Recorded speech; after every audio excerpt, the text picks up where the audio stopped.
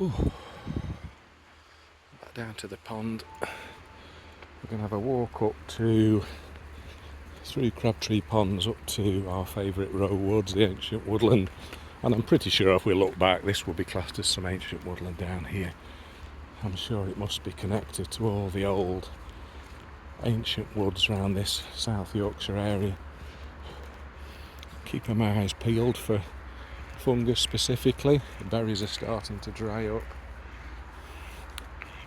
And yeah, talking about untapped reserves and untapped food resources. So if these things grow, I'm going to talk about something today while I'm out and about, which I've taken an interest in for a few years now. And it's the process of permaculture or permanent agriculture. And the phrase and the terminology was coined by two Australians back in the 1970s. One of them being called Bill Mollison. I can't remember the other guy's name, I apologise. And there's some fantastic books out there.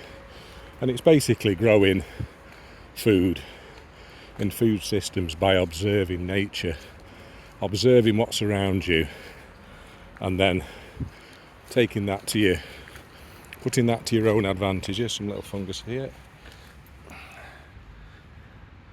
Taking that to your own advantage, and realising that these things grow naturally, as if I suppose in some ways, rubbish here, come on, as if I suppose that some way you're a hunter-gatherer again.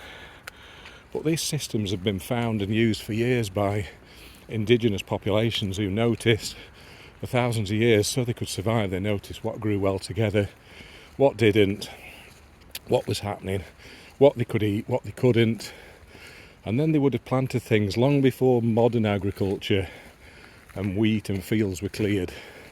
This was a form of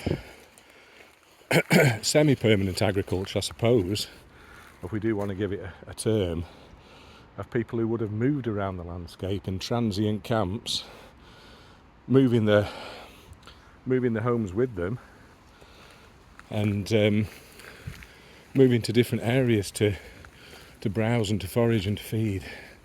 And this is really interesting now. And although we settled, the modern term now is, well, over here in the UK it's wild foraging and bushcraft. But people give names to the same things, don't they, throughout generations, and that's the modern generational term. So I'm going to talk more about this, and it's going to link in with what I'm doing, and hopefully you can link it into what you want to do and adjust it to your surroundings and your circumstances.